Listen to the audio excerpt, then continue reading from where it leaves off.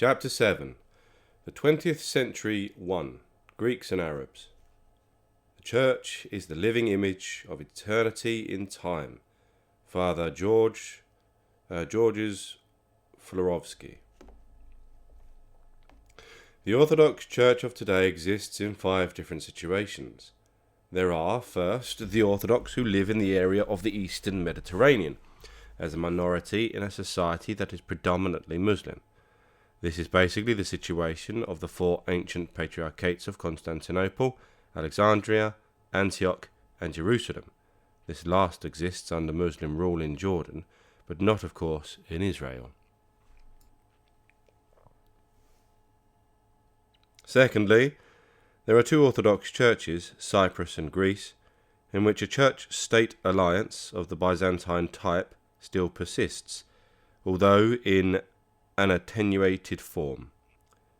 In the third place, there are the Orthodox churches in Eastern Europe, which until recently were living under communist rule and facing persecution of a more or less severe character.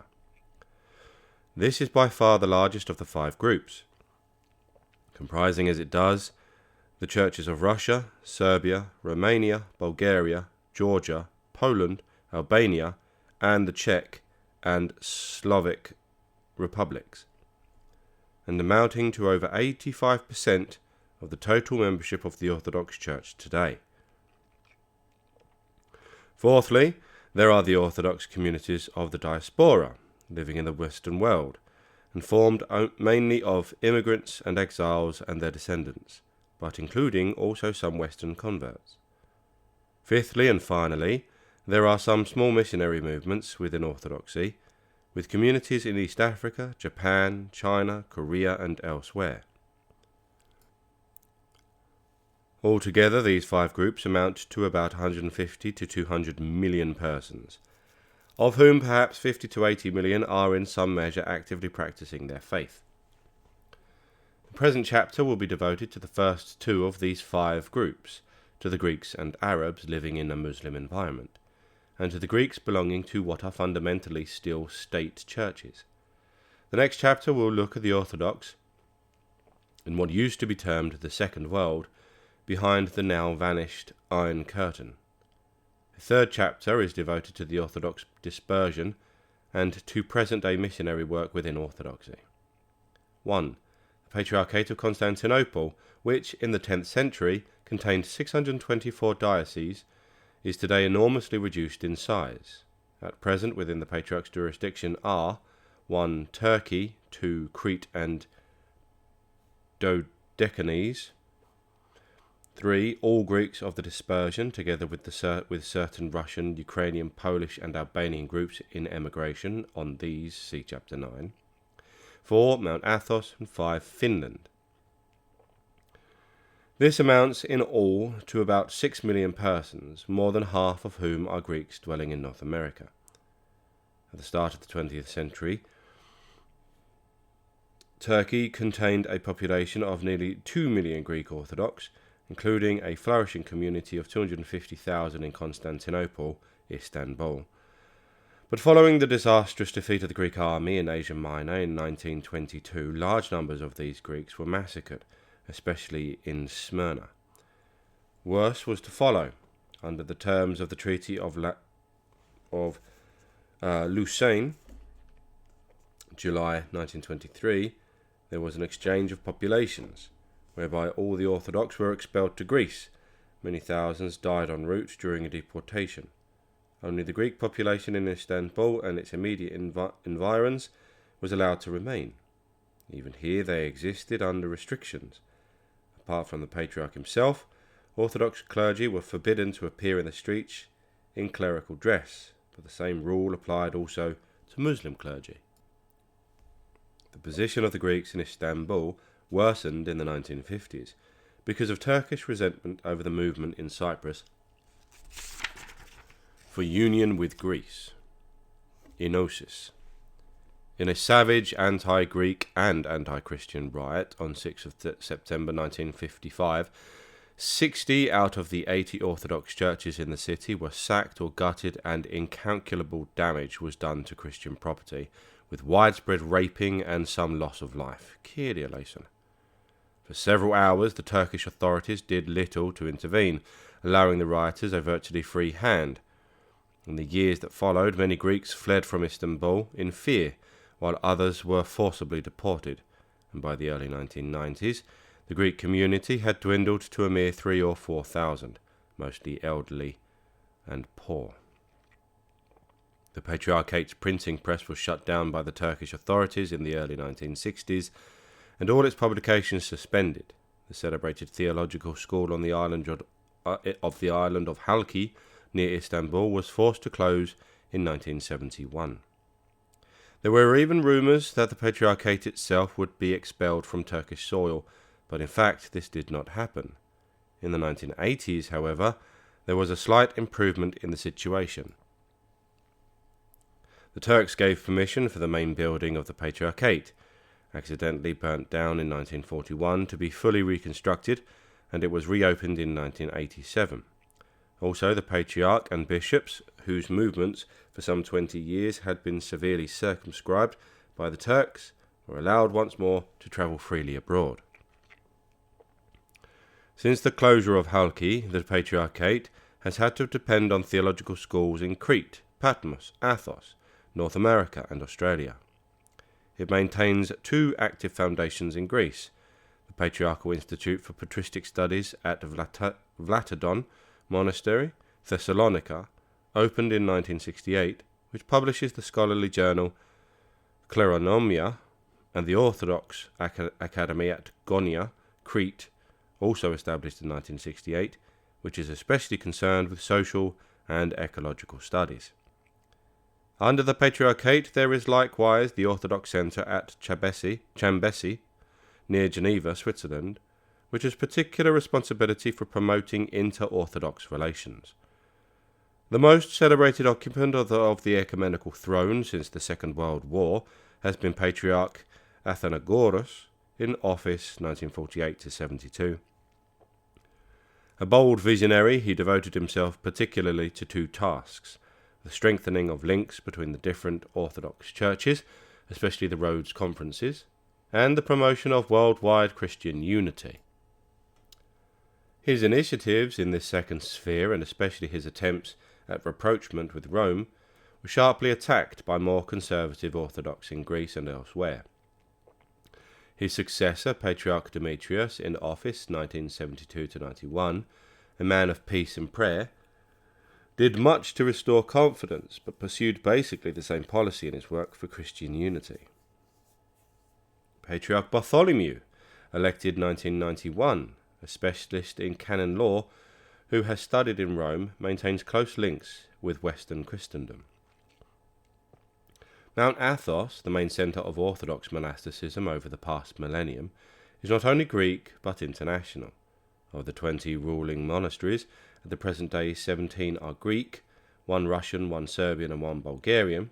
In Byzantine times, 1 of the 20 was Georgian, and there was also a Latin house, with monks from Amalfi in Italy. Besides the ruling monasteries, there are several other large houses, and innumerable smaller settlements known as skeets or kelia. There are also hermits, a number of whom live above alarming precipices at the southern tip of the peninsula, in huts or caves, often accessible only by decaying ladders. Thus, the 3 forms of monastic life, dating back to 4th century Egypt, the community life, the semi-eremitic life, and the hermits, continue side by side on the Holy Mountain today. It is a remarkable illustration of the continuity of Orthodoxy.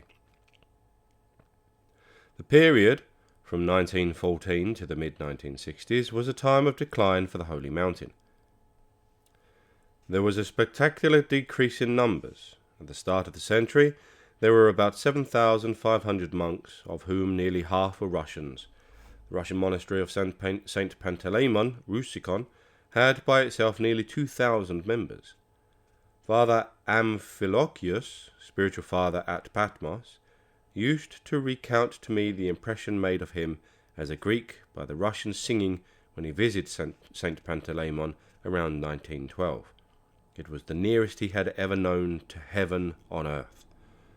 But after the First World War, no more novices could come from Russia, while recruits from the Russian emigration amounted to a mere trickle.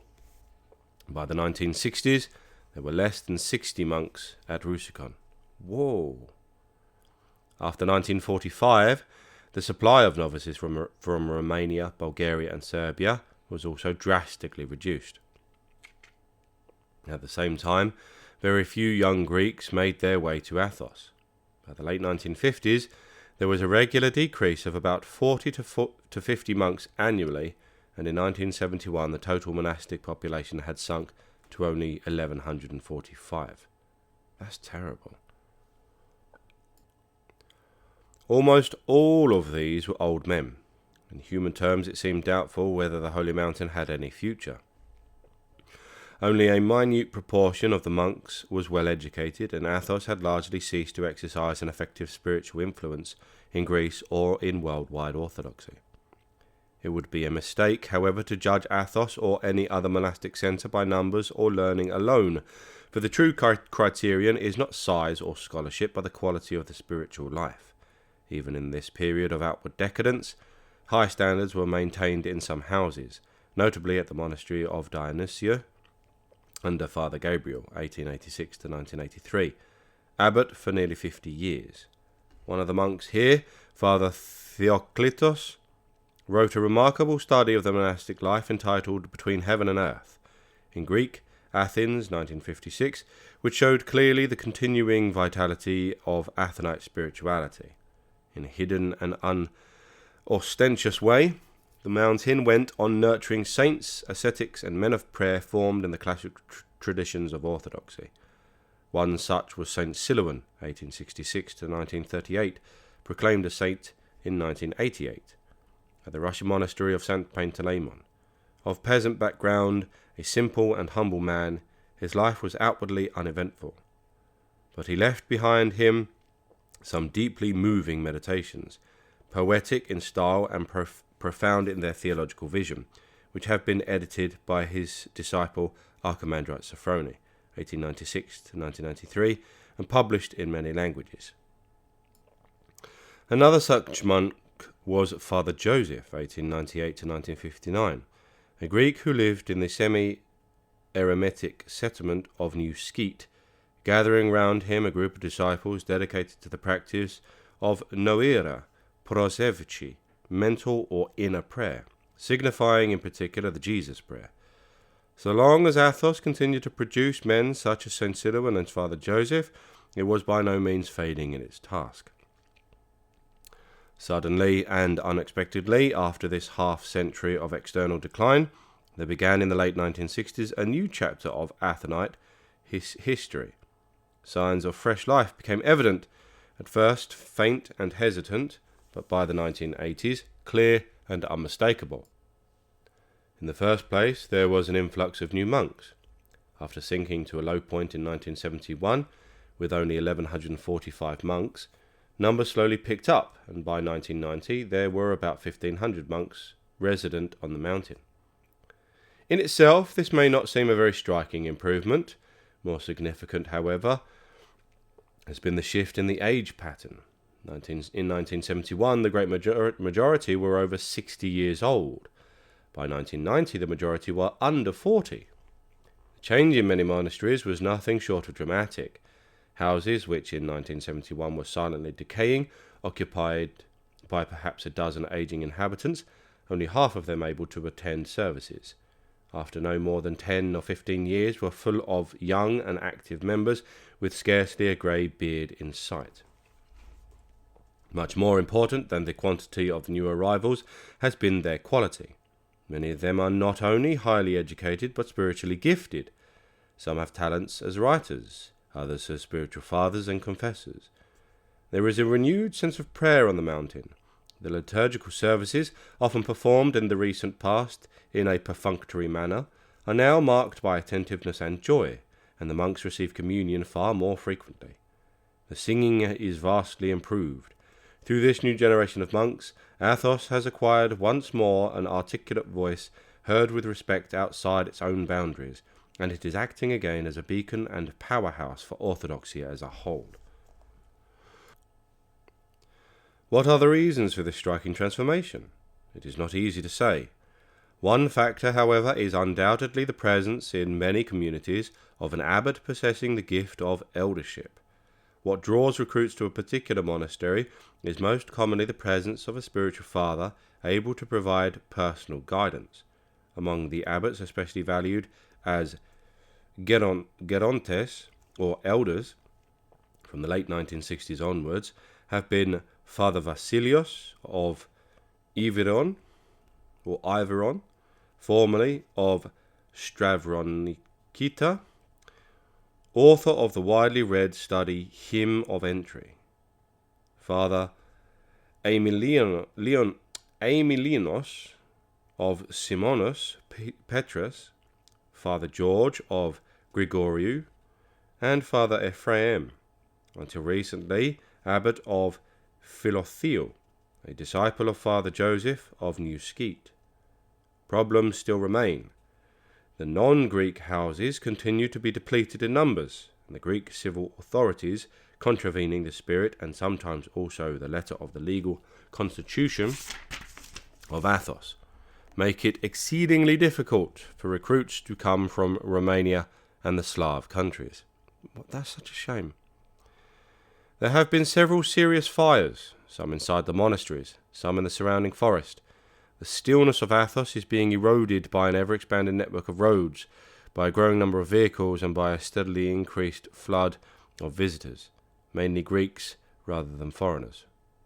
Among some monks, there exists a narrow and fanatical spirit, which makes them hostile to any rapprochement with non-Orthodox Christians and overzealous in stigmatizing their fellow Orthodox as traitors to holy tradition. Yet, despite every difficulty, this is a time of hope for Athos. In the words of a Russian starets on the mountain, Father Nikon of Karulia, in 1875-1963, "Here every stone breathes prayers. This remains as true today as in the past." Outside Athos, but still within the jurisdiction of Constantinople, there is a celebrated monastery of St. John the Theologian, the Evangelist, on the island of Patmos, founded by St. Christodoulos in 1088. One of the outstanding monks here in the recent past was Father Amphilochios, 1888 to 1970, already widely revered as a saint. His most striking characteristic, which I myself can vividly recall, was his gentleness and ardent compassion. As one of his spiritual children remarked, he spoke the language of love. He attached deep value to the Jesus prayer, and he was also an ecologist, long before this had become fashionable. "Whoever does not love trees does not love Christ," he used to say, and when imposing a penance on the farmers who came to him for confession, he would tell them to plant 2 or 3 trees. The women's community that he founded on Patmos, the monastery of the Annunciation, now numbers more than 50 and has daughter houses on the islands of Rhodes and Kallistos. The Orthodox Church of Finland owes its origin to monks from the Russian monastery of Valamo on Lake Ladoga, who preached among the pagan Finnish tribes in Karelia during the Middle Ages. The Finnish Orthodox were dependent on the Russian Church until the Revolution, but since 1923 they have been under the spiritual care of the Patriarchate of Constantinople, although the Russian Church did not accept this situation until 1957. The vast majority of Finns are Lutheran, and the 56,000 Orthodox comprise less than 1.5% of the population. The traditions of Valamo Monastery are continued today by the Monastery of New Valamo at Heinävesi in central Finland. Nearby is a women's community at Lintula. There is a seminary at Joensuu. Although in the parishes there are many whose membership is largely nominal, there is an active youth movement, much involved in inter-Orthodox and ecumenical contacts. With its roots deep in Russian history, yet its face turned towards the west. Finnish Orthodoxy is able to play a special role as a bridge and mediator between the traditional Orthodox lands and the newly established Orthodox diaspora. Number 2. The Patriarchate of Alexandria has been a small church ever since 451, when the overwhelming majority of Christians in Egypt rejected the Council of Chalcedon. Territorially, it includes the whole of the continent of Africa. Early in the 20th century, there was a flourishing Greek community in Cairo and Alexandria, but it is now much diminished through emigration. Most of the Alexandrian flock today live either in Uganda and Kenya, where a native African Orthodox movement has sprung up, or else in South Africa. A recent head of the Alexandrian Patriarchate, Pope Parthenius III, died in 1996, was intellectually one of the more adventurous of Orthodox Church leaders, and even expressed himself in favour of the ordination of women priests. Number 3. The Patriarchate of Antioch has in its care the Orthodox of Syria and Lebanon. Its numbers have been reduced through emigration due to the long extended agony of the war in Lebanon and the more recent troubles in Syria, but it has a lively diaspora, especially in North America. The Patriarch lives not in the ancient Antioch, now within the borders of Turkey, but in Damascus. During 1724 to 1898, the Patriarch and many of the higher clergy were Greek, but today they are entirely Arab. Until the middle of the 20th century, the Patriarchate bore all the marks of a sleeping church. But since then, there has been an awakening, due especially to the Orthodox youth movement. Mouvement de la Jeunesse Orthodoxe, founded in 1942. Numbering today around 7,000 members, with leadership predominantly from the laity, the MJO has also assigned priority to Christian education. It issues a periodical, An Noir, and has published over 120 books. It is also firmly committed to social and medical work and to the fight against poverty. Its initiatives here were particularly valuable in Lebanon during the war years. Under the aegis of the MJO, there has been a revival of the monastic life for both men and women. Several of its members have held high rank within the hierarchy, including the recent Patriarch Ignatius IV, in office 1979 to 2012, and Metropolitan George Cordray of Mount Lebanon. In 1970, the Patriarchate established the St. John of Damascus Academy of Theology at Balamand, near Tripoli, Lebanon. Number 4. The Patriarchate of Jerusalem has always occupied a special position in the Church. Never large in numbers, its primary task has been to guard the holy places. Its territory covers Israel and Jordan. As at Antioch, Arabs form the majority of the people. They number today about 60,000, but are on the decrease. As elsewhere in the Near East, through emigration, before the war of 1948, there were only 5,000 Greeks within the Patriarchate, and at present there are far fewer, not more than 500. But the Patriarch of Jerusalem is still a Greek, and the Brotherhood of the Holy Sepulchre, which looks after the holy places, is completely in Greek control. This situation has caused considerable tension over the last 70 years. Before the Bolshevik Revolution, a notable feature in the life of Orthodox Palestine was the annual influx of Russian pilgrims, of whom there were often more than 10,000 staying in the Holy City at the same time. For the most part, they were elderly peasants, to whom this pilgrimage was the most notable event in their lives. After a walk of perhaps several thousand miles across Russia, they took ship at the Crimea and endured a voyage of what to us today must seem unbelievable discomfort, arriving at Jerusalem, if possible, in time for Easter. The Russian spiritual mission in Palestine, as well as looking after the Russian pilgrims, did most valuable pastoral work among the Arab Orthodox and maintained a large number of schools. This Russian mission has naturally been sadly reduced in size since 1917, but has not entirely disappeared. There are still 3 Russian convents in Jerusalem. 2 of them receive Arab girls as novices.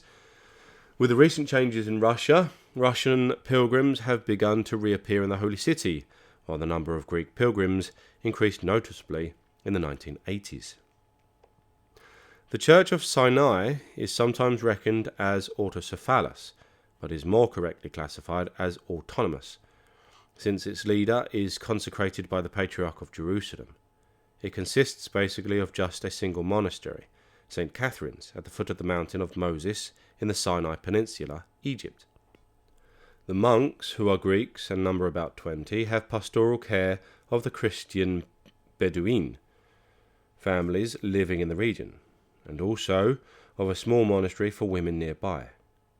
St. Catherine's has an outstanding library and a unique collection of icons, some dating back to pre-iconoclast times. These escaped destruction because of Sinai's remote situation outside of Byzantine Empire. Sad to say, the future of the monastery is threatened by the plans of the Egyptian government to develop the area as a tourist park. Number 5. The Church of Cyprus, autocephalous since the Council of Ephesus, 431, suffered heavy losses from the Turkish invasion in 1974, but still remains active and well organised. There are about 450 parishes with 550 priests and also 16 monasteries with over 50 monks and 120 nuns. There are also about 150 Cypriot monks on Mount Athos. Several of the 20 monasteries have Cypriot abbots. There is a theological school at Nicosia. The Ottoman system, whereby the head of the church was regarded also as ethnarch, or civil leader of the Greek Christian population, was continued by the British when they took over the island in 1878. This explains the double role of both ecclesiastical and civil, which was played by Archbishop Macarius III in office 1950 to 1977, and which was so widely misunderstood by the British public during the Greek Cypriot struggle for independence in the 1950s. Those who regarded Macarius as a churchman who was meddling gratuitously in politics failed to appreciate that he was heir to a long historical tradition. His successors, however, have acted solely as religious leaders. Number 6. The Church of Greece, despite the many inroads of secularism and indifference since the Second World War, continues to occupy a central place in the life of the country as a whole. In the 1951 census, only 121 persons out of a total population of more than 7.5 million stated that they were atheists. Today, the number of declared atheists would doubtlessly be larger, but not dramatically so. For most Greeks, whether or not they are active in practicing their faith, still regard Orthodox Christianity as an integral part of their Greek identity. Recent estimates suggest that some 97% of the population have been baptized as Christians, and of these, around 96.5% belong to the Orthodox Church. Within the small minority of non-Orthodox Christians, the largest body are the Roman Catholics, with some 45,000 members, of whom around 2,500 are Catholics of the Byzantine Rite. There are also about 120,000 Muslims in Greece. The link in Greece between church and state, which in the past was extremely close, is today being steadily weakened. Orthodox religious education now plays a smaller part in the state school syllabus. In the 1980s, the government introduced civil marriage and legalized abortion. The second of these measures, in particular, was fiercely opposed by the Church, but to no effect. On its side, the Church has gained a greater internal autonomy, and the politicians interfere less in the appointment of bishops. but few, if any, in Greece envisage a complete separation between state and church. The theological seminaries for the training of future priests continue to be supported financially by the government and to form part of the state educational system, and the state still pays the salaries of the clergy. Greek dioceses of today, as in the primitive church, are small. There are 82 for a population of about 10 million. Contrast Russia before 1917 with 67 dioceses for 100 million faithful. The largest Greek diocese contains less than 250 parishes, while more than half have less than 100 parishes. In ideal, and sometimes in reality, the Greek bishop is not merely a distant administrator, but an accessible figure with whom his flock can have personal contact, and in whom the poor and uneducated freely confide, calling daily in large numbers for practical as well as spiritual advice. So far as outward organisation is concerned, over the past decades, there has been a steady expansion in the Church of Greece. So parishes in 1971 was 7,426, 1981 7,477, 2008 7,945. So a big jump by 2008. It doesn't say 2025 though. Clergy in 1971 was 7,176, in 1981 8,335, 2008 8,515. Monks in 1971 was 776, in 1981 was 822, about 2008 was 1,041. Good. And nuns in 1971 was 1,499, in 1981 it was 1,971, big jump, and by 2008 was 2,500, another big jump. Good. Along with this network of parishes and monasteries, the Church of Greece also supports a wide range of philanthropic foundations, orphanages, old people's homes, psychiatric clinics, organised groups for hospital and prison visiting. Those who imagine that Orthodoxy is narrowly otherworldly and uninterested in social work should pay a visit to the Church of Greece. But while the outward organisation has been expanding, there can be no doubt that church attendance in Greece over the past 50 years has declined. When a poll was carried out by the newspaper Tania in Athens on 21st September 1963, the replies to the question, "How often do you go to church?" were as follows. Every Sunday, 31%. 2 or 3 times a month, 32%. Once a month, 15%. On great feasts, 14%. When I have time, 3%. In a similar poll held during the spring of 1980, also in the Athens area, the answers were every Sunday, 9%, fairly often, 20%, only for great feasts or special occasions such as weddings, 60%, never, 11%. A poll taken in 2000 gave slightly more encouraging results, every Sunday, 15%, never, 5%. Even if people do not always tell the truth in polls of this kind, it is manifest that church-going is on the decrease. Allowance should of course be made for the fact that in Greece, as elsewhere, church attendance is on the whole lower in the centre of large cities than it is in small towns or rural areas. At an average Sunday congregation, there are more women than men, and more old than young, but Greece is certainly not unique in this respect.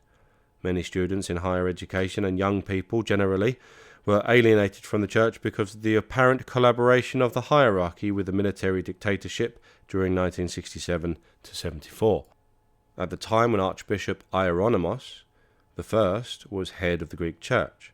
In fact, the extent of this collaboration has usually been exaggerated, and it was in any case the colonels who exploited the church, rather than vice versa. But it remains true that the church's reputation was gravely compromised in the eyes of the younger generation. Since the early 1990s, however, there have been signs of a modest but significant return of young people to the church. In the past, the parish priests of Greece received little or no formal training, and from 1833 onwards, one of the church's major concerns has been to raise the educational level of the clergy. In the Turkish period, and indeed up to the Second World War, the priest was firmly rooted within the local community which he served. Usually he was a native of the place in which he exercised his ministry, and he would expect to remain in the same parish throughout his life. Only in rare cases had he been to a seminary. He was no better educated than the laity around him, and, like most of them, he was married. After ordination, he would continue with his previous work, whatever that might have been, carpentry, for instance, or shoemaking, or most commonly farming. Usually he did not preach sermons.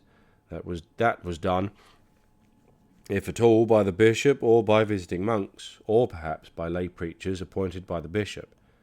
In most cases, the parish priest did not hear confessions.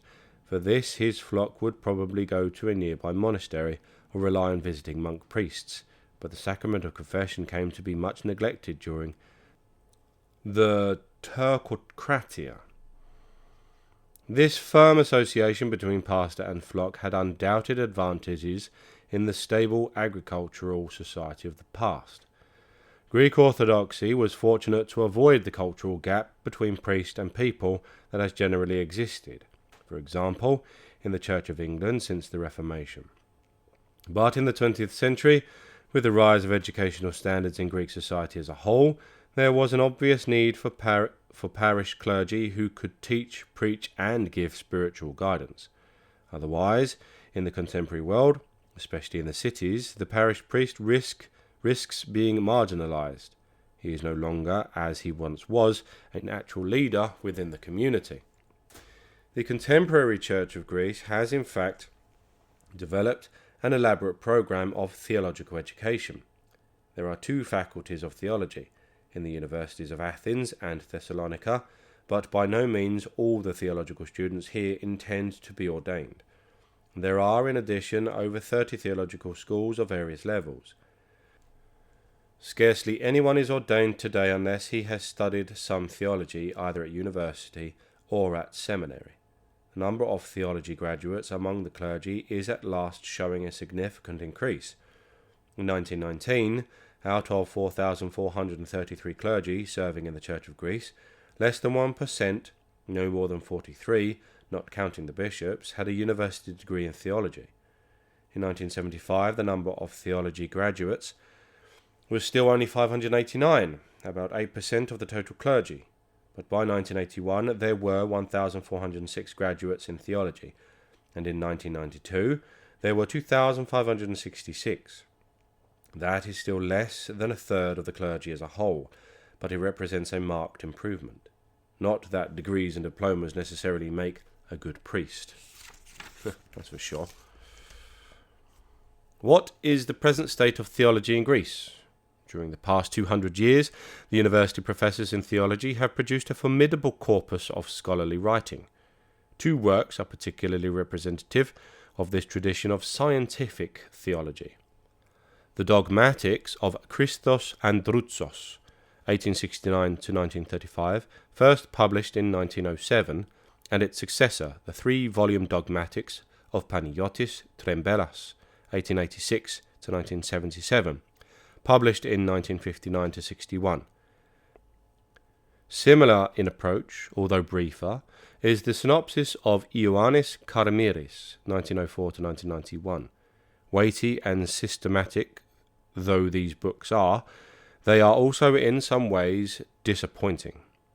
Oh, Western readers familiar with the theologians of the Russian emigration, such as Lossky, Florovsky, and Evdokimov, will not find in their Greek contemporaries the same sense of excitement and creative exploration. The theology of Androutsos, Trembelas, and Kamiris is very much a theology of the university lecture room, academic and scholastic, rather than liturgical and mystical. Moreover, although the content of these works is strictly orthodox, the method and the categories employed are very often borrowed from the West. Trembelas, for all his passionate commitment to Orthodox tradition, is nonetheless a Westernizer, in the sense that he belongs to that long series of Orthodox theologians who, like Mogila and Dositheus, in the 17th century have been shaped by Western intellectual patterns. The Fathers are frequently quoted by Trembellus, but they are fitted into a framework that is on the whole not patristic. These shortcomings have led a younger generation of Greek theologians to adopt a very different theological approach. They are less systematic than their predecessors, less magisterial and self-confident.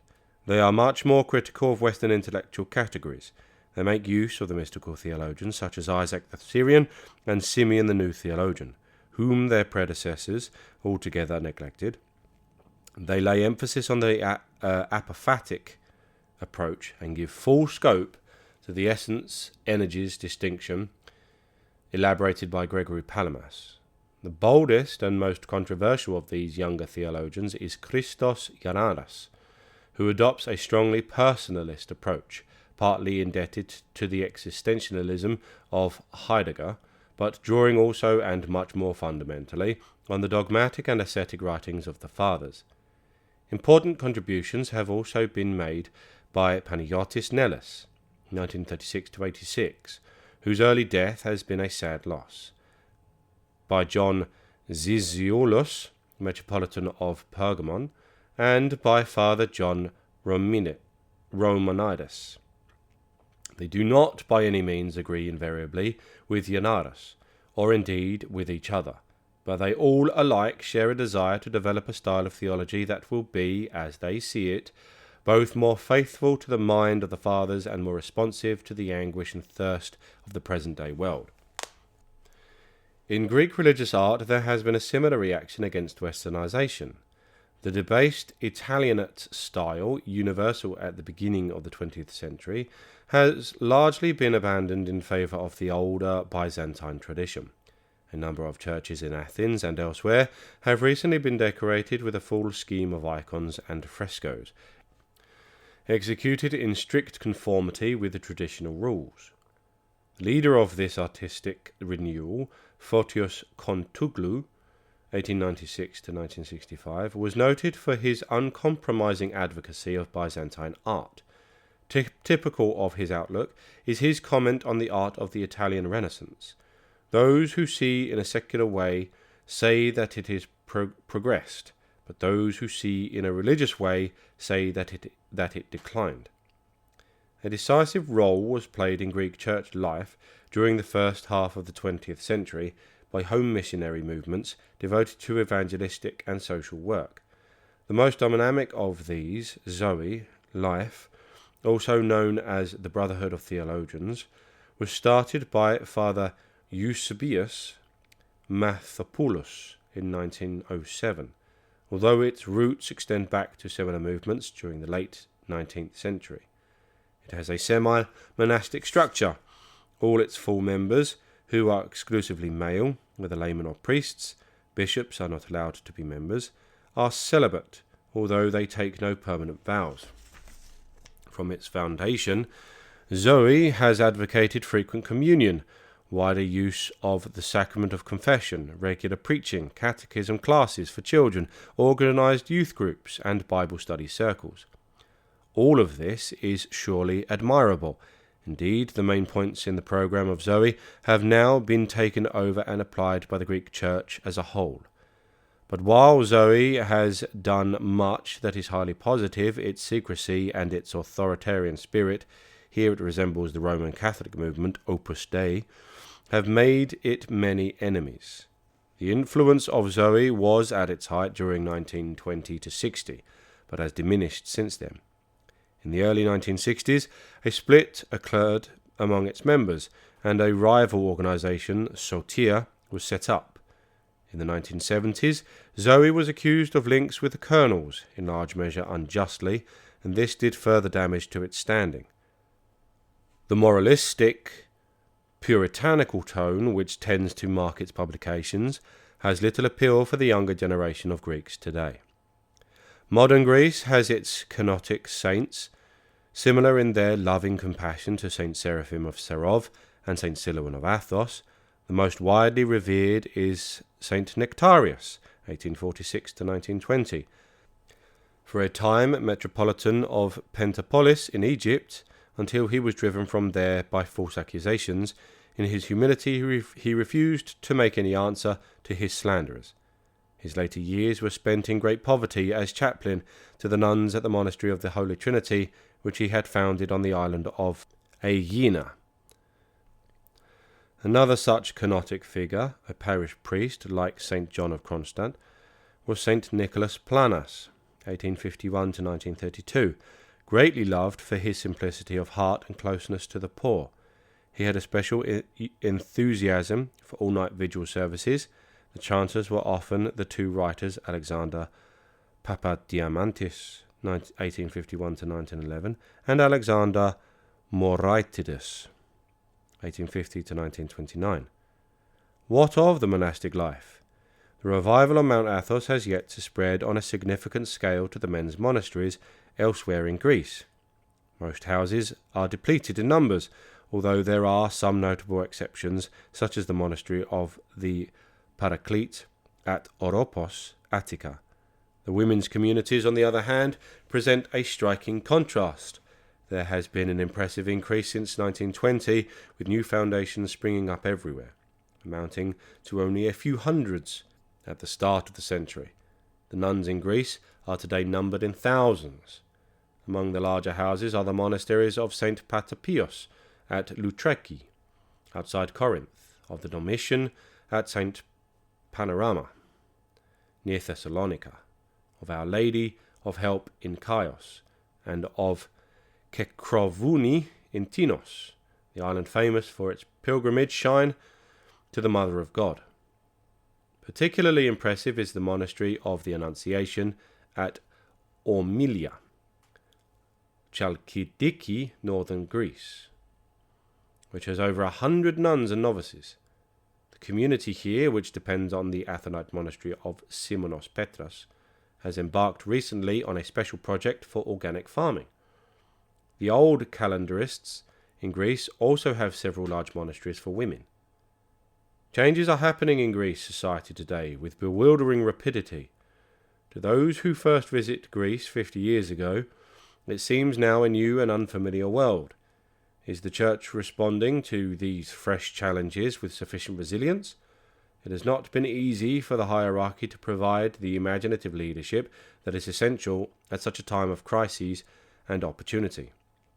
But in Athens, Thessalonica, and other cities, the high calibre of many of the younger married clergy is unmistakable. Wherever there is a parish priest of energy and intelligence, the response from the laity, and not least from the youth, is usually most encouraging. Greek Orthodoxy has been passing through some difficult times, but there is still vigour and new life in the old tree.